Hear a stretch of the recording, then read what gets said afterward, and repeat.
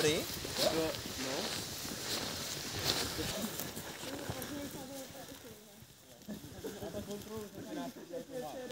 Sepisuju témata. Tak jo. V prvním kole se nominují veškerý témata. Každý téma musí mít alespoň jednoho zástupce, takže každý téma musí mít aspoň jeden hlas, jakoby. Potom, když se budeme hlasovat to první kolo.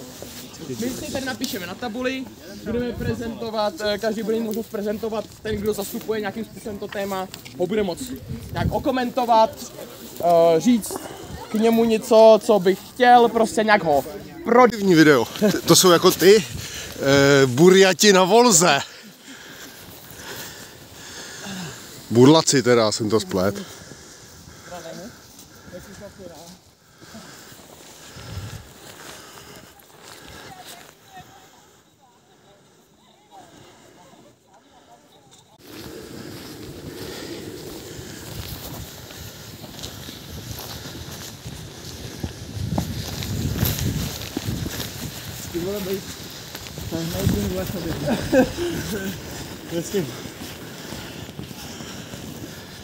No to už